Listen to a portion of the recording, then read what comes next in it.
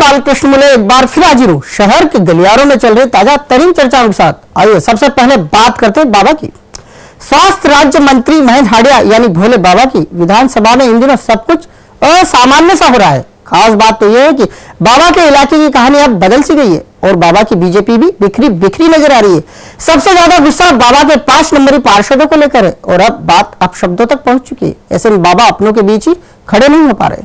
विधानसभा क्षेत्र क्रमांक 5 के तेज तर्राट पार्षद अजय सिंह नरूका हो या फिर आशा सोनी, किसी से कार्यकर्ता नाराज है तो किसी से रहवासियों की पटरी नहीं बैठ पा रही है।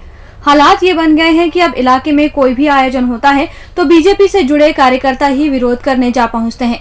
इलाके में पार्टी के कार्यकर्ता तो ढेर हैं, लेकिन आपसी खींचतान का असर ऐसा है कि मंच पर मंत्री महेंद्र हांडिया हो या फिर मेयर कृष्ण मुरारी मोघे, कार्यकर्ताओं को फर्क नहीं पड़ता। वो तो कोई भी बैठा हो, चलते आयोजन के बीच बाधा बनकर खड़े हो जाते हैं।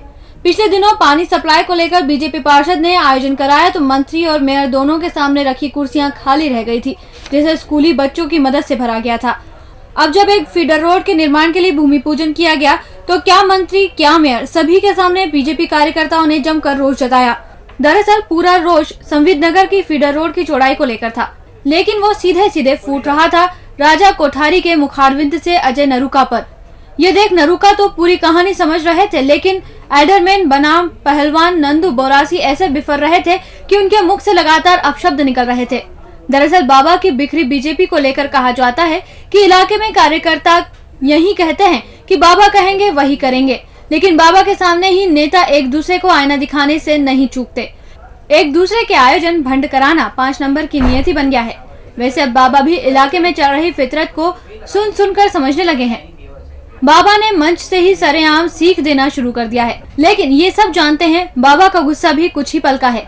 ये भी सब जानते हैं और ये सच भी है कि बाबा का डांटने का स्टाइल ही ऐसा है। बाबा पहले तो कह देते हैं सड़क तो बनेगी, इसे बनने से कोई नहीं रोक सकता, लेकिन तीसरे ही वाक्य में बाबा का पारा नीचे आता है और बाबा कहते हैं मैंने बोल दिया, बैठकर बात करेंगे, फिर विरोध कैसा। अब बताइए बाबा का ऐसा गुस्सा किस काम का। अब 5 नंबरी गलियारों से ये चर्चा जोर पकड़ रही है कि बाबा ऐसे ही चले तो निपट जाएंगे। बाबा से यूं भी किसी को तकलीफ नहीं है, लेकिन जिस तरह की अदावत पार्षदों और भावी पार्षदों के बीच चल रही है उससे पहला नुकसान बाबा को होना है। लेकिन बाबा है कि बात को समझने की कोशिश ही नहीं कर रहे हैं और विवाद स्थल पहले ही छोड़ देते हैं।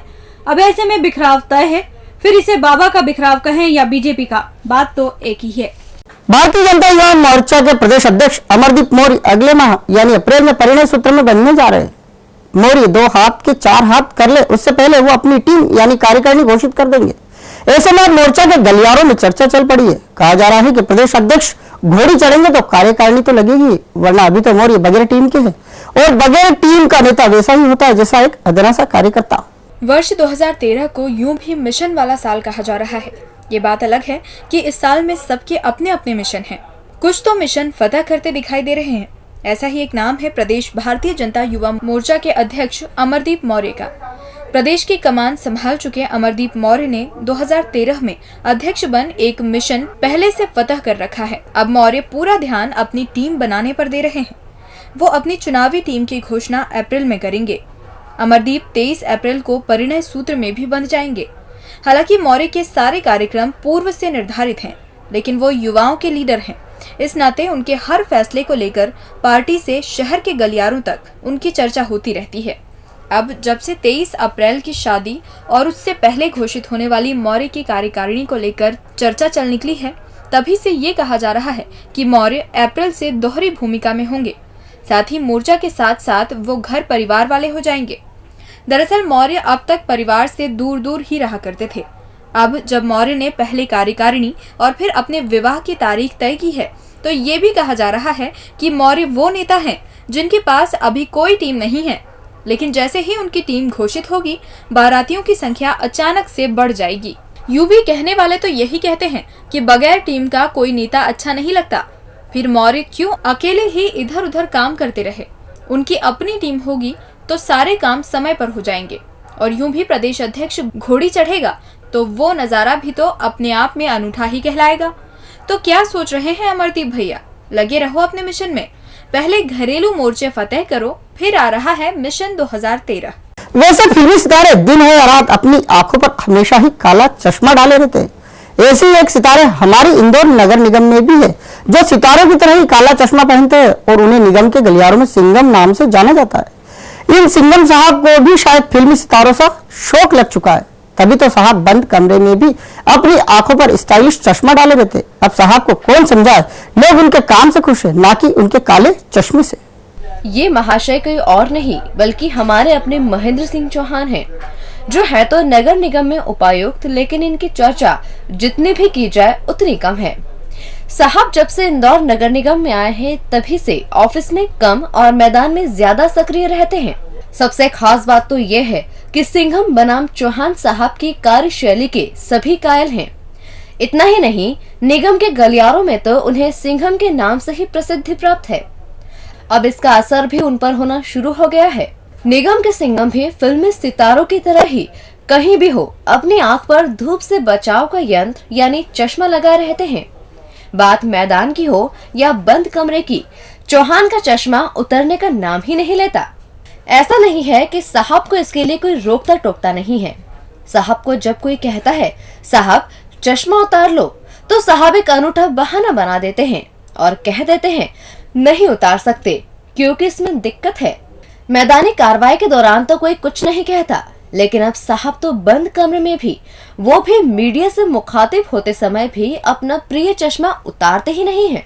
ऐसे में अब साहब से क्या कहें, किसी को कुछ समझ ही नहीं आ रहा। अब लोग साहब तक खबर पहुंचाने के लिए हमसे कुछ कह रहे हैं।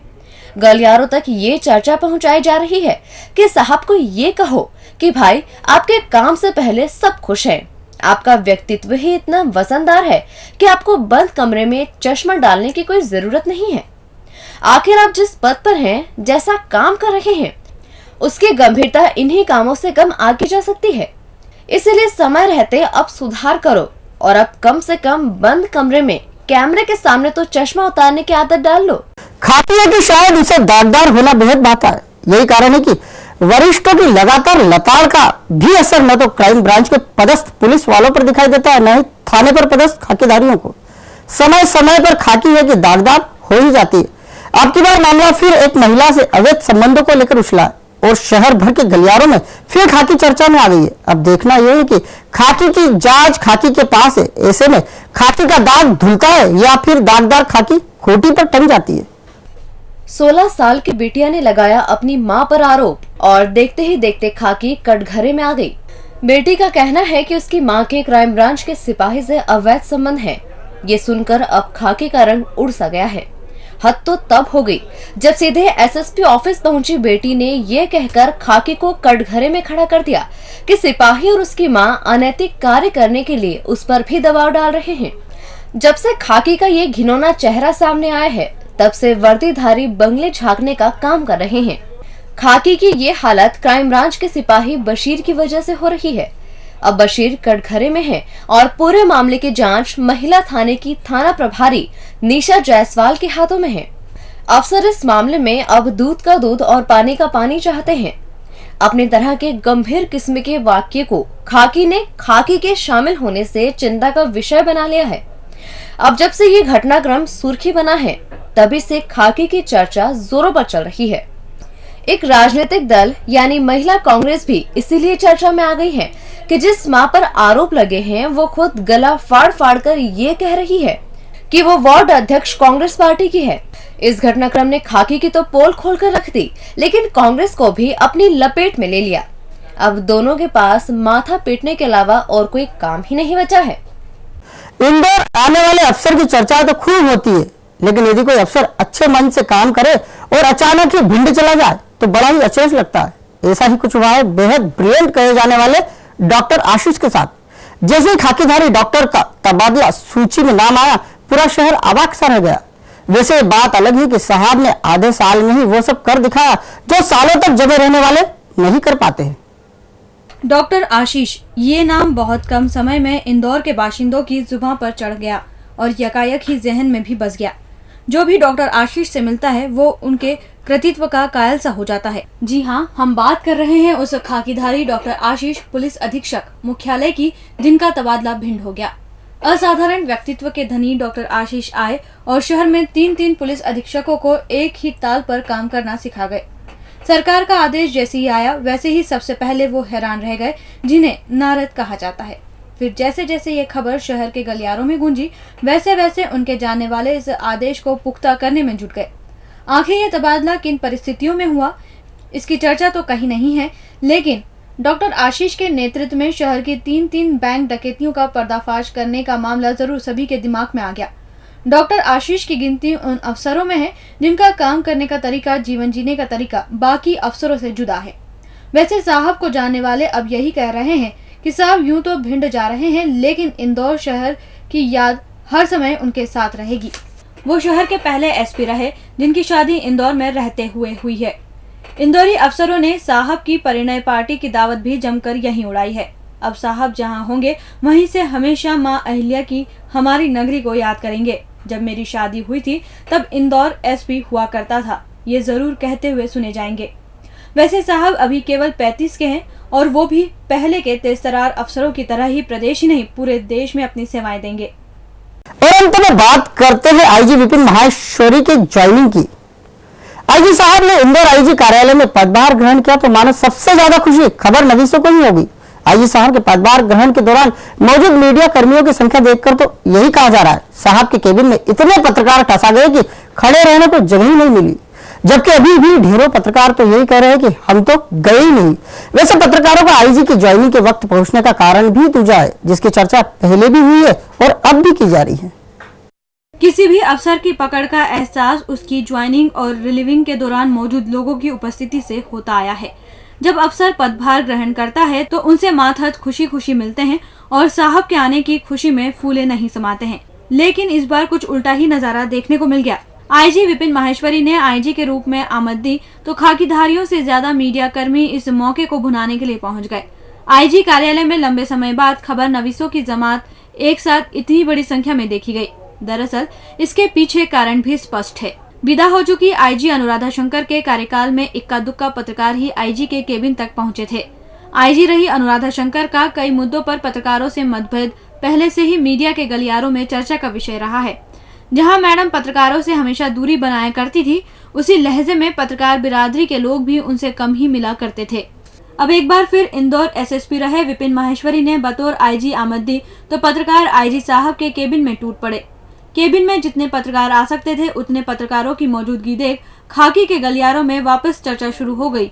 आखिर लंबे समय बाद ये कौन सा नजारा देखने को मिल रहा है? वैसे हर नए अफसर के आने के बाद कमोबेश यही नजारा देखने को मिलता है, लेकिन ऐसे अफसरों की ज्वाइनिंग पर माहौल कुछ ज्यादा खींचता है जो पहले यहाँ पदस्थ हो रहे हो या दोबारा पावरफुल होकर आमद देते हैं। खैर ये तो दोनों के फायदे की बात है। अब मीडिया के गलियारों में यही चर्चा की जा रही है कि आईजी साहब मीडिया को ट्रीट करना जानते हैं, इसलिए ये भीड़ उमड़ी है। वरना साहब भी पुराने हैं, इंदौरी मीडिया को अच्छे से समझते हैं, इसलिए वो भी ज्यादा लोड में नहीं है। लेकिन इतना जरूर है कि मातहत इस बात से इनकार नहीं कर सकते कि जिन अफसरों के असल पत्रकार करीब होते हैं वो कुछ ज्यादा वस्तुस्थिति जानते और समझते हैं। ऐसे में वो खबरें जो सीधे खाकी के गलियारों में गूंजती है वो सीधे अब साहब के कानों में बगैर लिखे पहुंच जाएंगी और पुलिस की छिछालेदारी भी कम ही होगी। डीजी न्यूज के खास कार्यक्रम गलियारों से को आप यूट्यूब पर भी देख सकते हैं। गलियारों से के आज के अंक में फिलहाल इतना ही। ताजा खबरों के लिए आप देखते रहिए डीजी न्यूज।